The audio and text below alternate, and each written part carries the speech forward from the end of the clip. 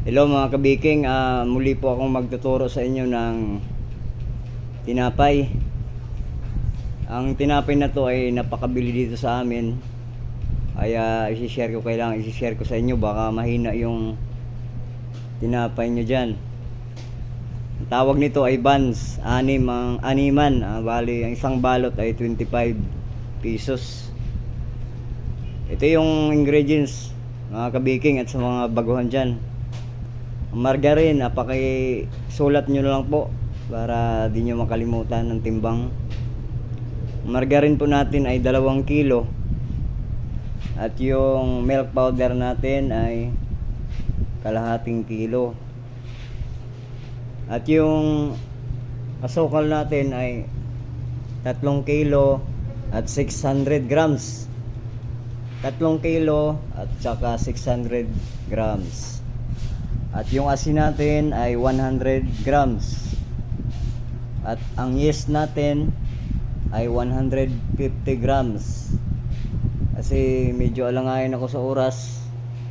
Kailangan ko itong maisa lang alas 4. Ay bilihan na po. So simulan natin. Ang tawag pala nito ay buttermilk buns.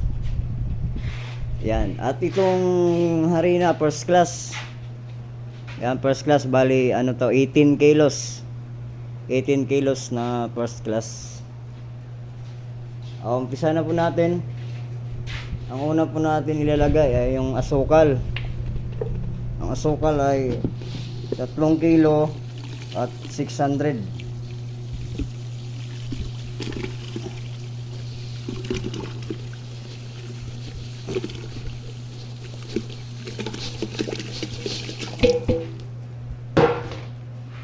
Dito po natin ilalagay sa balde kasi ito lahat natin tutunawin para pag tunaw na lahat mamaya, ang ingredients sasalain natin kasi minsan yung asukal natin ay may dumi.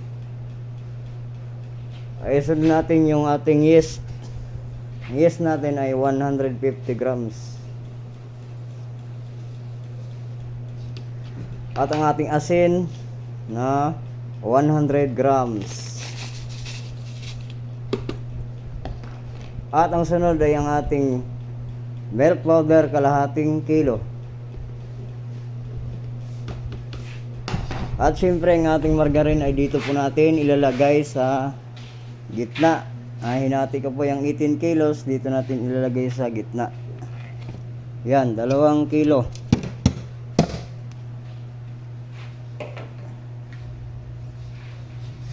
So mga kabiking, haluin lang natin.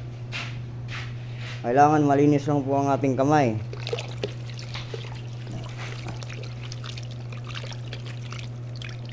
Kailangan mga kabiking, ang paggawa ng tinapay ay samahan natin ng kunting pagmamahal para masinso ang ating tinapay. Lahat ng kabiking ay masasarap magtimpla pag ginaya lang to, nako. Ikaw na ang kabiking ko.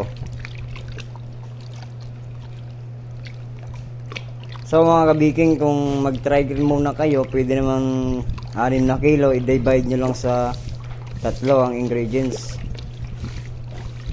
Ito kunti lang gawa ko kasi pahabol ko lang to kasi wala na. Nagmamadali din ako kasi magpapandesal pa ako ngayong alas 4:30. So haluin natin mga kabiking ang asin, tsaka sukal at yung yeast. Kailangan ng yeast ay wala nang buo-buo. So ayan na mga kabiking, nabuhos ko na ang ingredients. Ito na lahat. Haluin ko na. Ganito lang paghalo. Kailangan muna yung margarine.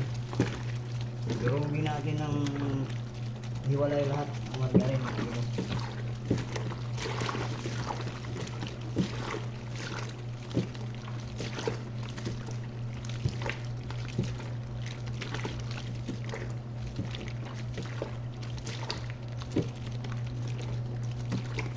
Kailangan mga kabiking, sipag at tiyaga lang para masinso sa buhay at samahan ng pagmamahal ang paggawa ng tinapay para hindi po tayo iwan ng ating mga customer.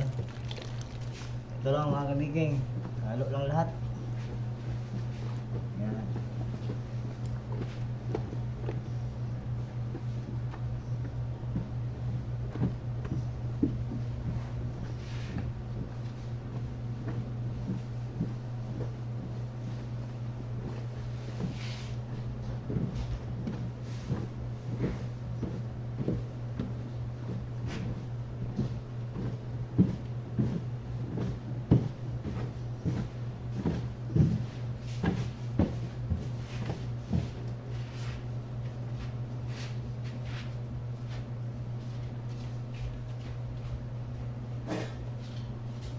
At mga kabiging, yung mga dikit sa gilid kailangan natin tanggalin para hindi po sayang ang harina.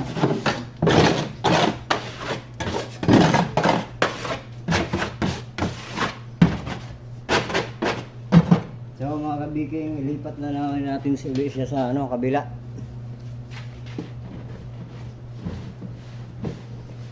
Kailangan halong-halo mga kabiging, wala ng harina, yung wala ng puti-puti.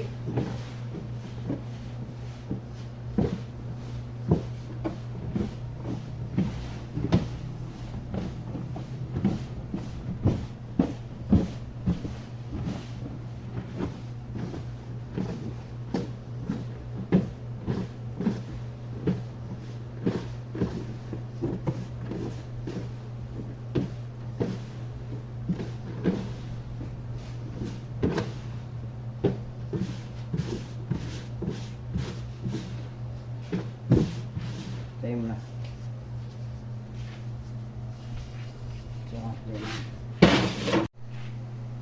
Hi mga kabiking, nabuo ko na ang kalahati. Mga kinahin ko na.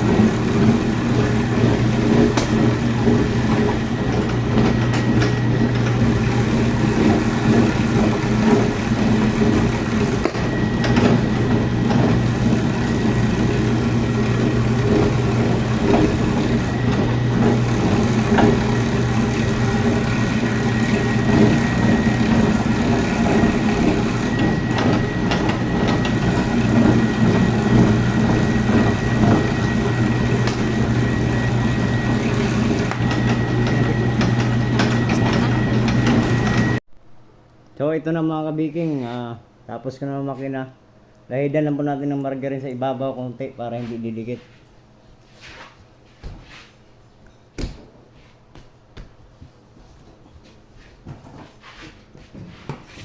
Ang mga kabiking, ang timbang pala nito ay 45 grams ang isa.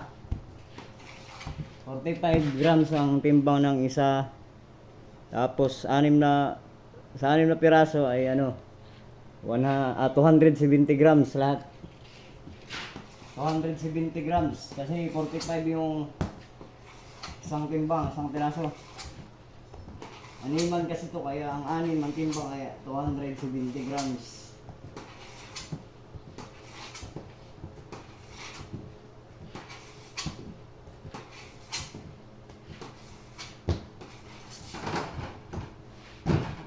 Hindi ko na to tinitimbang mga kabigay kabisado ko na yung yung laki ng 45 grams.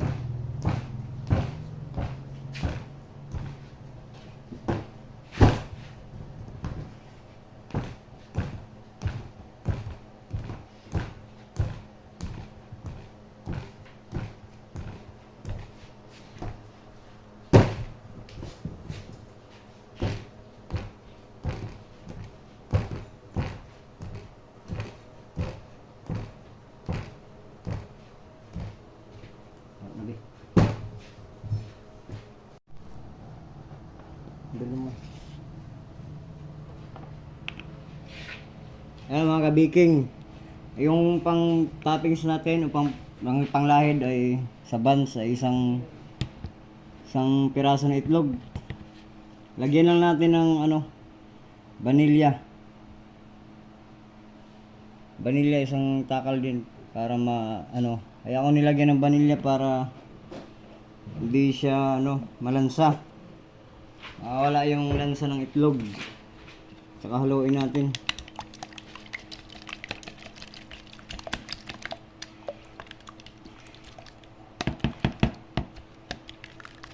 Ayan, halo na. Pwede natin ilahid sa buns.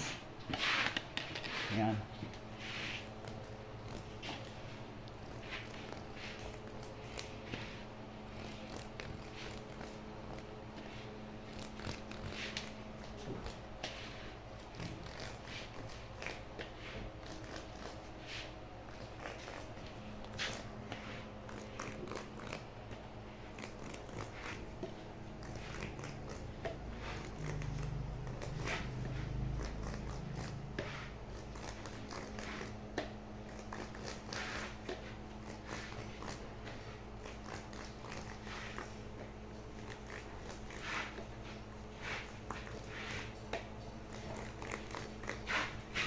At saka mga kabiking, meron tayong sesame seeds or kaya dilinga. Ito lang lagyan natin, ganito lang paglagay.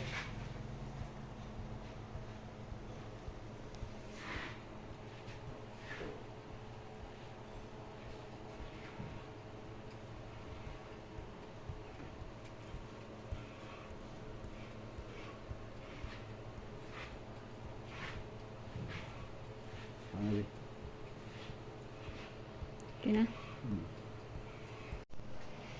So mga kabiking, isalansan na natin. Ganito po yung pagsalansan. Anim-anim. Yung panglahid natin kabiking, yun lang itlog tsaka vanilya. Huwag po tayo maglalagay ng gatas. Kasi pag ibap ang ginagamit panglahid ay madali lang mapanis ang ating buns. Ito mga kabiking ang pagsalansan. Anim-anim.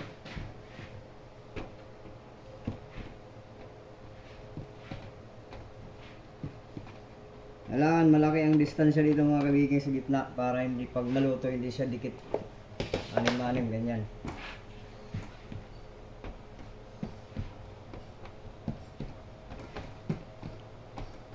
Ito mga kabiking. Okay na. So mga kabiking, tapos na ang paggawa ko ng buttermilk buns. At ito yung kinalabasan niya.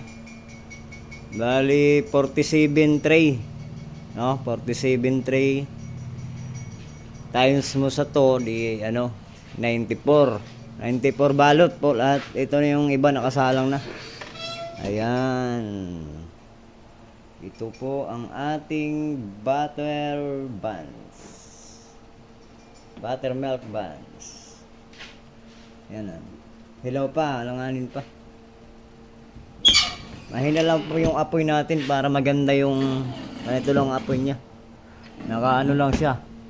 Lagi lang siyang 140 Celsius. Okay. Thank you. Mga kabiking, luto na yung ating buttermilk buns. Hangawin ko na.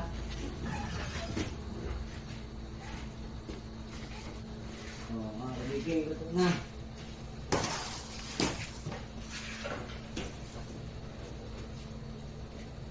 Palamigin muna natin para pwede na ibalot ito pag lumamig. Pero may bili na kasi ito lang mainit. Pero pag lumamig na, pwede na ito ibalot.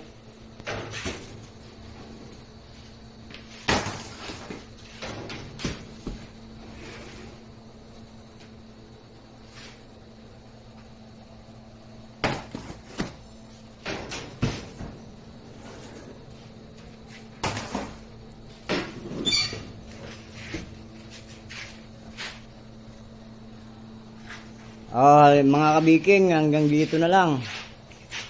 At huwag niyong kalimutan mag-subscribe sa di pa nakapag-subscribe para updated po kayo sa aking mga bagong videos na ituturo sa inyo. Okay, maraming salamat po sa inyong lahat.